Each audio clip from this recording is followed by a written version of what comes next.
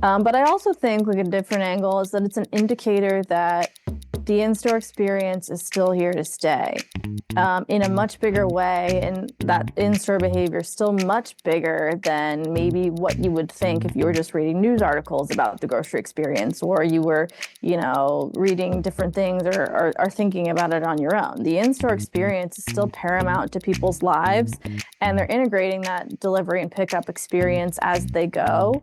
Again, this has changed over the years. If you looked at it 2 years ago, people were relying on online, channels much more.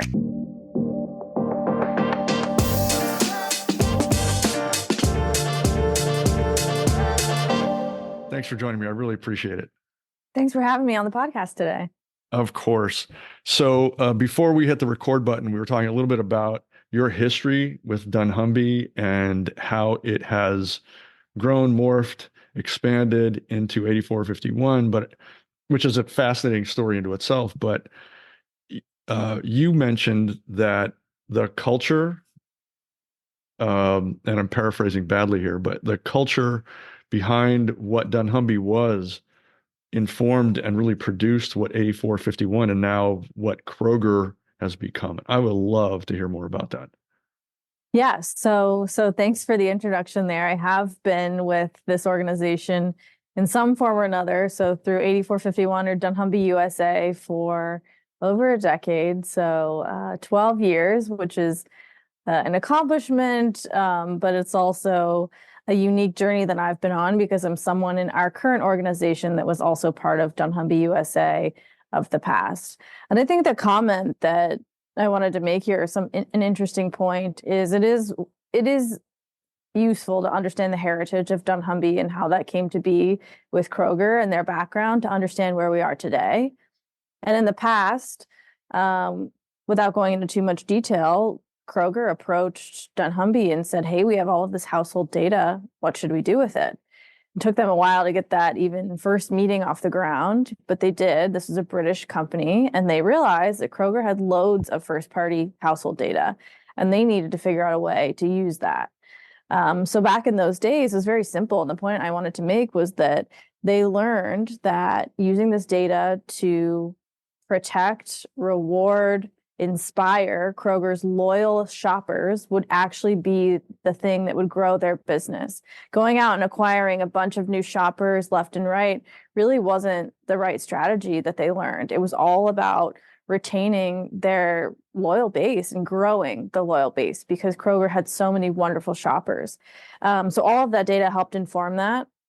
It helped us gather insights on who those shoppers were and segment them and learn about them. But then it also helped us activate and reward them or provide them with new offers to help them come back in the store and be inspired by their Kroger shopping experience. That business is and was still called the Best Customer Communications Department. Now we've expanded into the Kroger Precision Marketing business that also includes our online media proposition. But so it's grown and expanded, and it's totally become its own thing since it was 8451. But I think those core principles of truly understanding your shoppers at your retailer is critical in driving business success. And that proved to be true with Kroger. And they saw some positive trends once they put those strategies into play. And we've just continued to build on that momentum now for 2 decades. I'm interested to know if you can recall any of this we can even talk about what those first few meetings were like, because, was it dunnhumby pursuing Kroger because they had a trove of data that dunnhumby felt like we could make something out of this? Or was it Kroger pursuing dunnhumby saying, we have all this stuff, help us figure out how to make a useful strategy here? And then Yeah, that's actually an interesting question because it's well documented, sort of a legendary story. But Kroger had heard of dunnhumby in the UK because they had an engagement with Tesco, and Kroger had just started their Kroger Plus Card program. I remember when my family signed up for this, probably in I'd say 2000. And this was where you scanned your card, and then that means you're eligible for the discounts on the yellow tag at the store. So with that, they started collecting all this first-party data. And they actually reached out to dunnhumby, Kroger did, and an email landed in their info inbox, and it sat there for 1 year because they That's didn't check awesome. it at that time. So 1 year later, somebody goes, "Hey, wait a minute. We got this email from the largest grocer in the United States. We better get going on that." So they sent over an employee and then two, and one of those employees is the current acting president of 8451 today. And so our heritage has kind of followed us through, and it's been really fun to watch. That person in particular, our president Milan Mahadevan, has seen us completely grow and transform and really become maybe something I don't know if they envisioned, probably much bigger than what they could have dreamt at that time, but now are fully embedded in America's largest grocery retailer, and we are involved in all key decisions that they make, but we also share that data with the CPG community through our insights business, and then we activate on it through Kroger Best Customer Communications and through Kroger Precision Marketing. So it's been a fantastical journey, but it all started out with that one email in the early 2000s. Wow, that's crazy. I think I'd heard bits and pieces of that story in the past, but to hear it from somebody who was on the inside and can verify it's a whole different deal. Yeah. So, do you recall from the early days of those conversations? Yes, I'm sure there were conversations about what could be if our two companies connected and started working together, but it probably looked way different at that point than it quickly evolved into, because however long that was ago, people were looking at data for very specific kind of, I don't know, uni-target reasons. I want to just extract this thing from this kind of data, and what Hmm. can I do? And now we understand data to be a whole different kind Hmm. of universe. But are you able to talk about what some of the early conversations, goals were and how they evolved? That's a really interesting question because I have been around for 12 years, and so much of it is the basics are so much the same, but it's also so much evolved at the same time. And there's a couple of different ways that I think about that. But the ways it's the same is, the basic understanding of customers at a foundational level still exists. And that was kind of those things that were existing then, and those principles that we employed with Kroger and our CPG partners at the time. We still have our best customer communications business that rewards loyal shoppers based on their unique household behavior. Those foundational things still stand. Where I've seen things change and evolve is obviously, impacted like different types of capabilities and metrics and reporting that have evolved, different science that's evolved over time. But other ways that I've seen that is different ways we deliver data to our partners, such as we put the data now in a cloud environment just versus a self-serve online Sure. tool.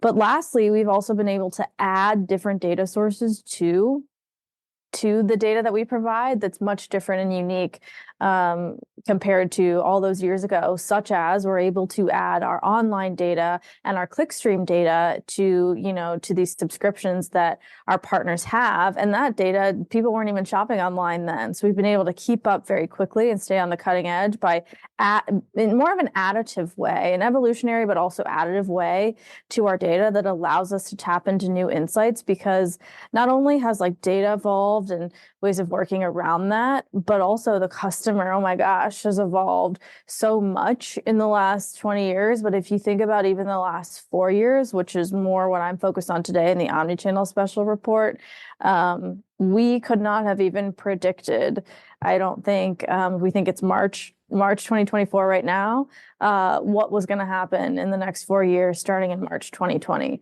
So it's actually been quite a fun, interesting ride of a career over the last 12 years to watch all of these things change, but all of the core principles kind of stay the same and that core principle, whatever, goes on around it, the core principle is understanding the customer and knowing our customer and keeping them, kind of at the center of all of our decisions. That has remained unchanged. Our core values are the same.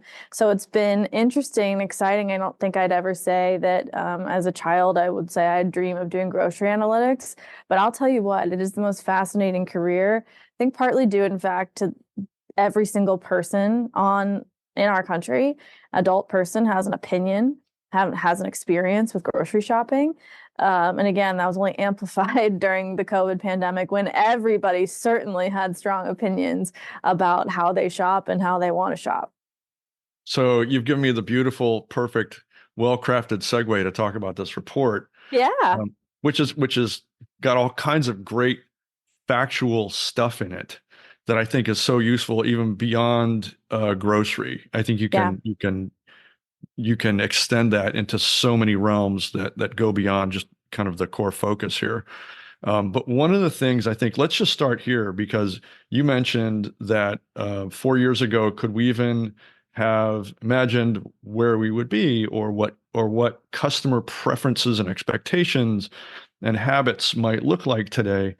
You couldn't get there. You just No, couldn't. You couldn't, you know, there's no crystal ball there. no.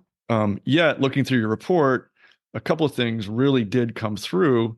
And let's just start with, like, I love that you guys pointed this out, um, what your omni-channel customers are saying versus what they're doing. But you know what? Wait.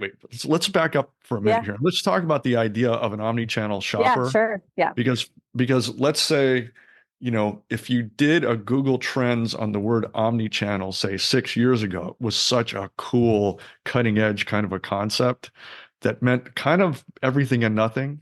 Hmm. But today there's a reality behind it. Omni-channel is Sure. actually a thing. You can pull it off. It's real for sizable retailers and grocers. Um, so there is such a thing as a genuine omni-channel shopper. Let's talk about what that person looks like right now. Sure. How do we profile them at all? And then we'll get Yeah. into So their tendencies. So let me tell you, 8451 pulls monthly reports on consumer attitudes and perceptions about certain things. Once a month, there's different topics that we talk to customers about. This actually started in the COVID pandemic when everybody, March, April 2020, looked at us and say, "What is going on, and what do you think is going to happen?" There was no way to predict anything that was going to happen, but we could certainly understand what is happening now. So we started putting out this survey, and we called it something like the customer pulse or COVID customer pulse or something. That actually started out and turned into tracking customers' perceptions about like contactable diseases, because we started noticing that people were like, "Oh my gosh, definitely not going in the stores." We knew there was crazy, supply chain issues. There were, crazy concerns. We couldn't even get a mask at one point. So like, how could you even go in a store? Kroger created their own, they converted stores into like pickup only locations. So there was all kinds of stuff going on. So 8451 put out the survey. So we started putting it out, and I think maybe like after 12 or 16 editions, we're like, okay, and it was free research for the industry, for anybody. And we kind of were like, well, we're going to sunset that now. We're kind of moving into more regular patterns. And the industry was like, oh my gosh, no, we love this. We need this. We rely on it. And we're like, okay, we really must have something that's insightful for people. So then that kind of has turned into, we continue to track that. But as disease concerns started to taper off, we started to look at inflation and understand customers, relationship with inflation and how that impacted their grocery shopping. But the third thing that we've kind of really focused on is omni-channel. And that's turned into us now putting out an annual omni-channel report, which is what we're going to talk about today, where we can talk to shoppers about that. Now, clarifying what omni-channel means is 8451 actually coined this term way back when in our research. It can be a synonym of hybrid shopper, depending on how you look at it. But what it means when we're talking to these shoppers is that customers shop both in store and online in the last 52 weeks. Those are the people we talk to. It's an and. Now, that means for their online purchase, that could either be a delivery or pickup order. So it could be either way online. Now, one other thing I wanted to call out about our research is this isn't self-reported. Hey, yeah, oh yeah, I think I shopped online for sure. I took the survey. At 8451, we have this beautiful Kroger data that we can use. So we actually can verify, yes, that shopper they both shop in store and online. Let's give them the survey. So these are verified omni-channel shoppers. So that's kind of how we look at it. Now, when we looked at those shoppers, we're like, what is the typical profile of the omnichannel shopper at Kroger? And there's a couple of key segments that really stick out. Number one, these shoppers over index with higher convenience focus. They are more likely to have children. They are more likely to be millennials or Gen Z, so a bit younger, and they're highly engaged with natural and organic products. So as I've studied this over time, those things track really well, and a lot of those go hand in hand. Most likely to have kids is probably already in that millennial bucket, Hmm. and then people with kids probably need and crave convenience because they don't have a lot of time. And then we're seeing younger folks anyway get highly engaged with natural and organic products in the store. So Can that's we who, talk? Oh, I'm sorry. Just yeah, go kind ahead. That's who the pickup and delivery shopper over indexes with. Go ahead. do you, since this report is now in several editions, and several editions old, over longitudinally, have you seen kind of a consistency in the behavior and kind of maybe the segment definition of who these people are, or has that shifted at all? I don't have those reports in front of me, but what I can say anecdotally is this shopper has changed a lot because there was a time when it really you skewed toward like older people really had to shop online because there were no options and they were high risk of contacting a disease in store.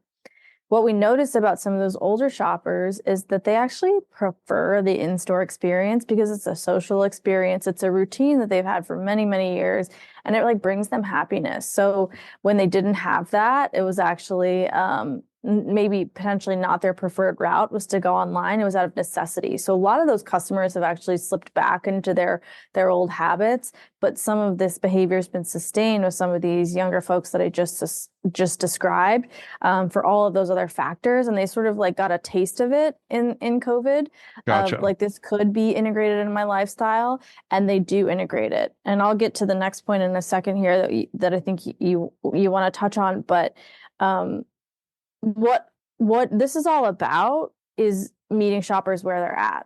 There's different reasons for different shopping occasions and different modalities you need to shop.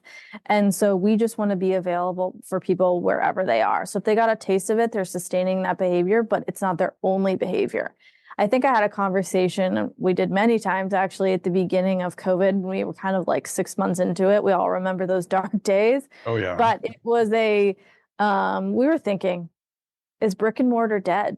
Is that it? Now that companies have scaled up their online operations, they have pickup and delivery systems in place. Customers are adopting it right now out of necessity. Maybe why would you need to go into a store?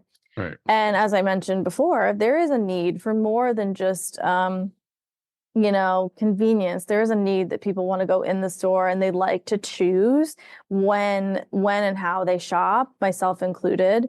And so that's kind of what we're seeing is it's all about the omni-channel experience, and Kroger needs to make that as seamless for customers as possible. FinFair Connect drives incrementality to data-driven loyalty platforms. With over 15 million consumers using their services, they're one of the leading personalized offers platform in the UK, US, and Australia, providing a one-stop solution for open banking, card-linked, affiliate offers, and gift cards. As part of FinFair Inc., which provides modern expense management solutions to SMBs, FinFair Connect is literally transforming the payment-linked offer space by creating full, self-service, white-label portals for advertisers and publishers, thus enabling advertisers to reach hundreds of publishers via one portal, saving time and, of course, money. Check them out at connect.finfair.com.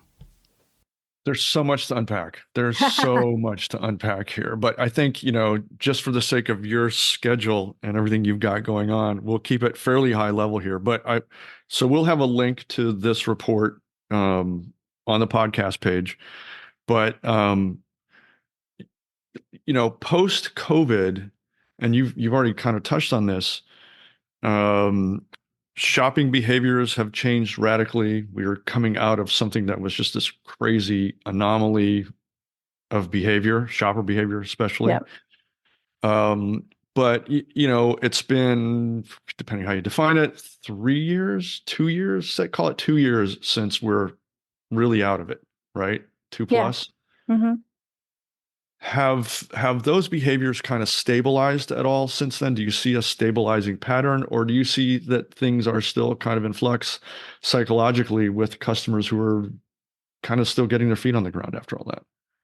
You know what? I would say what has stabilized is concern about contagious diseases. That was certainly controlling so much of the public discourse. It was controlling not just shopping behavior, but all kinds of behaviors. And that's certainly stabilized, and people are much less concerned in a more consistent way. What's not stabilized is concern about inflation.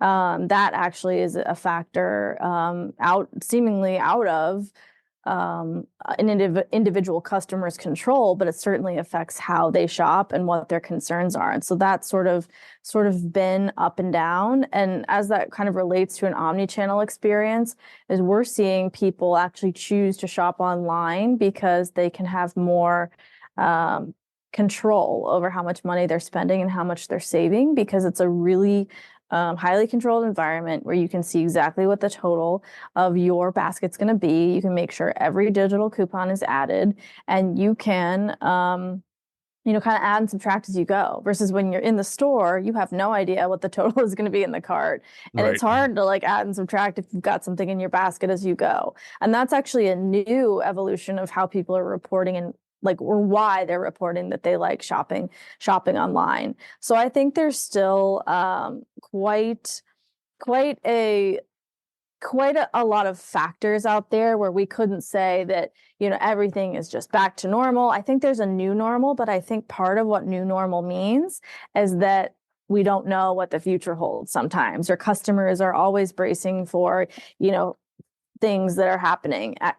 And just to drive this point home, in our annual 2023 report, we asked people how they are feeling heading into the new year about these sort of uncontrollable factors we were talking about. And people are not optimistic about current affairs, global conflict.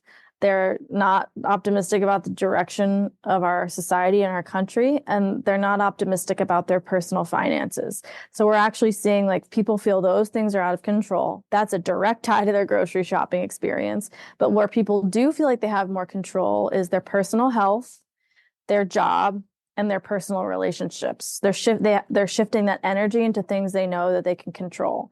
And to thread the needle on Kroger with that is Kroger has a really big focus on food as a medicine, and food is a way that you can actually control the health of your life, control the health of your family, and make better decisions. And Kroger wants to kind of be there for customers with that. So there's a lot of open questions, which is why we run this survey every single month, and we expect that we're going to continue to need to track customer behavior. So we touched on this a little earlier, but this is one of the few reports that I've seen where you're surveying customers on what they want, what they say they want, and compare that to what they actually do, because Yeah, you have that data. And I yeah, find that yeah, really fascinating because yeah. you spend enough time in the survey world, you understand actually Oh, pretty yeah. quickly, like, you know, let's add some salt to this. Big dose of Yep. salt for a lot of this stuff. So that's another rant. We'll make that another show. Um, I'm gonna read off a couple of things from your report Sure. here. Maybe we can just talk about this a little bit. Yeah. What they say, only 40% of Omni shoppers say they shop mostly online. They all do at least some in-store shopping, and that breaks down as 40% most in-store, some online, 40% most online, some in-store, and 20% online and in-store equally. Whereas what they actually seem to be doing based on the data, Omni shoppers still make 83% of their trips in store. Yep. 17. Well, that's a pretty big deal. So, Yeah. reality versus perception, even as the shopper, myself, I think I'm doing one thing, but I'm actually doing another. Not a Yep. surprise. I mean, look, that's Hmm. just surveying, right? But what do you think's behind that? Is it going back to what you said earlier? Is it about the social aspects? Is it about the control? What do you think that's about? I think there's a couple things here. So first of all, yes, as also have been being in the data and research world, the say versus do gap and also the self-reporting that goes on in research is interesting. It's also dangerous when someone's self-reporting like, oh yeah, I bought that candy bar, and they'll answer questions on it. If you check, they actually didn't. That's why I really, have been spoiled because I worked within this organization that behaviorally verifies before they survey. Um, and so it's unique if we just talk about the research world. But when we talk about the omni-channel world, I think what people say versus what they do is fascinating. You could speculate. I don't have any, firm reasons why this is going on, but you could speculate that people have an inflated view of how much they shop online because it is new, it's different, it feels like it's not a regular habit. You might not even think about all of those times you go in the store because it's such a rote habit. You know what you're going, where you're going, when you get it. You might even forget, oh yeah, actually I did go in there, but I just went to the pharmacy that time. Or I just picked up a few things. It wasn't a big shop. Because when we're tracking shopper trips, this is every single trip. I went into Kroger yesterday and I just got some milk and like one other thing. That didn't even barely register in my mind that that's what I did. But I also think like a different angle is that it's an indicator that the in-store experience is still here to stay. In a much bigger way, and that in-store behavior is still much bigger than maybe what you would think if you were just reading news articles about the grocery experience, or you were, reading different things or thinking about it on your own. The in-store experience is still paramount to people's lives, and they're integrating that delivery and pickup experience as they go.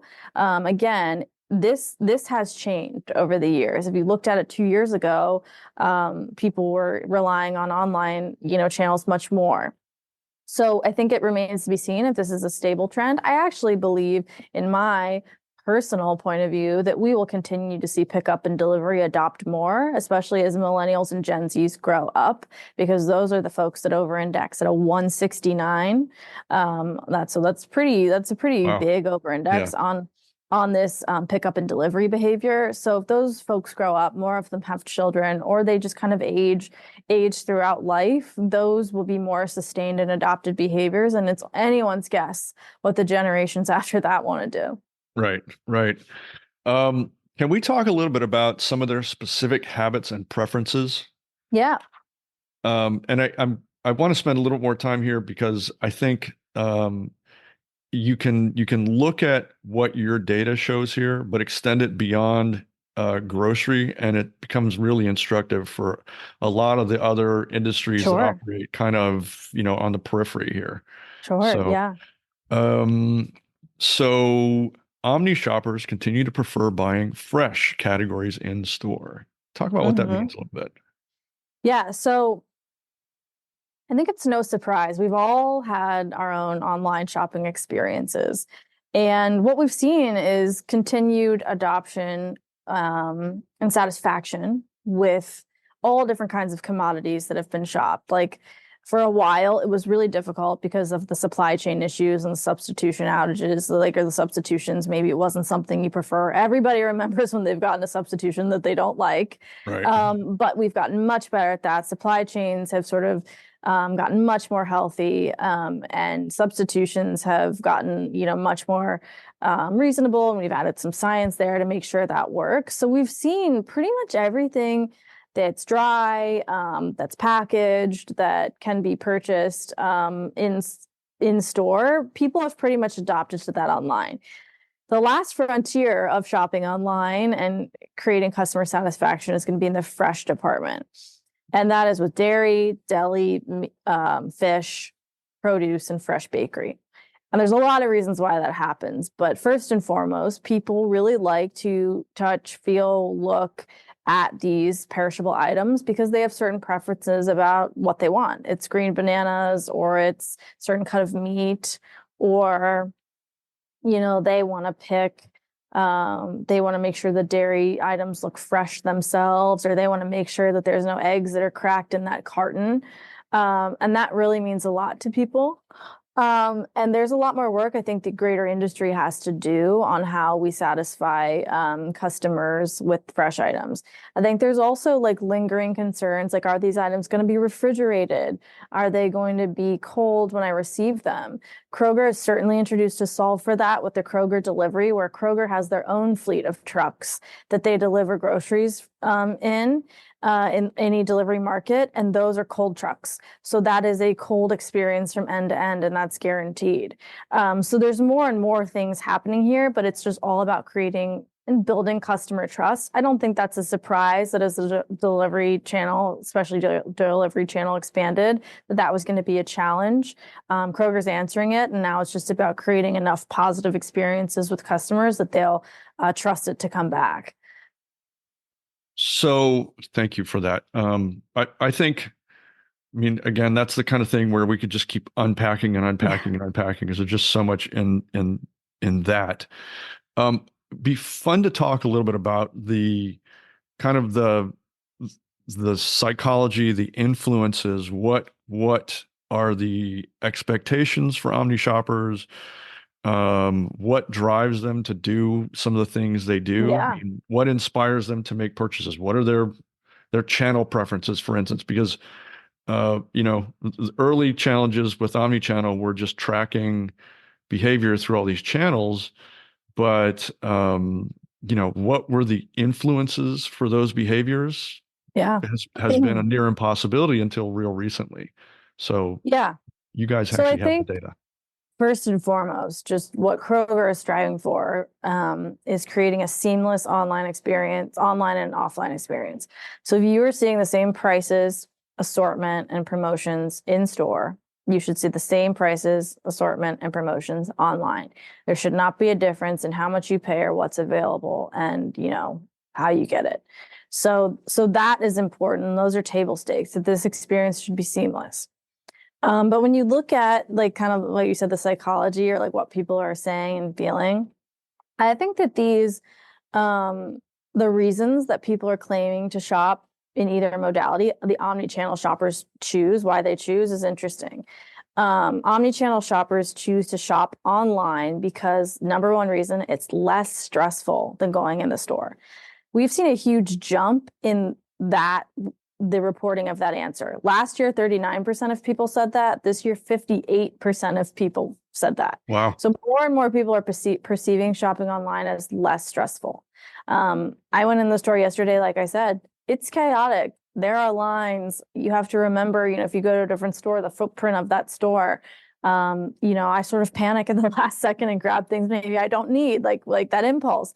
So it is less stressful if you can figure out that online experience and make it work for you. And it's become, those shoppers say it's actually their preferred method of shopping, even though might not be the thing they do all the time. It's still their preferred method of shopping. If you flip that and say, hey, omnichannel shoppers, why do you shop in store? What is it about that in-store experience that keeps you there? And they say, I prefer to pick my own groceries and household items. We covered that with that fresh experience. Mm-hmm. If there's a reason, maybe you are going in and getting a special cut of meat for a holiday or something. You say, you know what, I'm going in there this time and I'm going to go get it. And I prefer that. Secondly, people don't want to pay extra fees for pickup and delivery. I touched on inflation being a huge concern.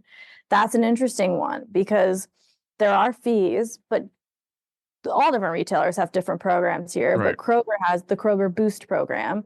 If you opt into a membership, you get free pickup or delivery, and it waives that fee so long as you meet a low threshold, like a $35 threshold of purchase, which is way below the average of an online basket. And also the Kroger Boost program introduces like fuel discounts. It introduces Boost only type of coupons that are I get them, very high value. So that more than pays for itself, but it's about helping the customer understand that there is a lot of value there. And then lastly, people shop in store. And one of the number one reasons is because I don't have to worry about getting the wrong item. When I go in the store, you make your own substitutions, or you kind of know, if I can't get this brand, I'm okay with this brand. But in this case, if it's not that brand, I don't want it. So people have a little bit more control about like what they get. I think all in all, one just last note about the psychology of shoppers, and one thing that I think has yet to be fully solved is we're so used to new product trial in store because they're sampling or there's end caps. There's something screaming at you that says, try me. And if you can look at it and pick it up and feel it, you're like, okay, maybe I'll do that. It looks like it's a good deal.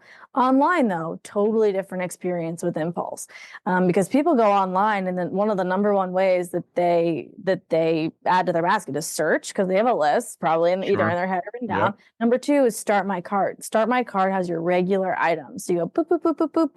I almost have everything. So you're kind of not in it to like just have experience and float through it. You're like on a mission, and the average trip time online is 30 minutes. And I would challenge any human to go drive to the Kroger, go inside the Kroger, make all of your purchases, get everything, and then come back out and get home within 30 minutes. Never happened. So there's Yeah. more there than meets the eye, I think, about the impulse, that I think could be solved in the future. But those are the core reasons people choose in-store online for shopping.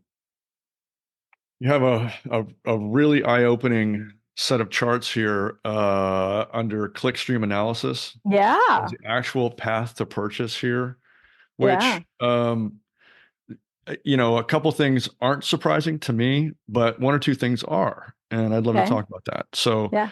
I'm looking at since it's a podcast, you don't get the benefit of the really beautiful artwork here, but 8451 has put this chart together that shows by category what the kind of path to purchase was. Did it start at search? Did it start at my cart? Start my cart? Mm-hmm. Was it digital coupons, sale items, or product detail page?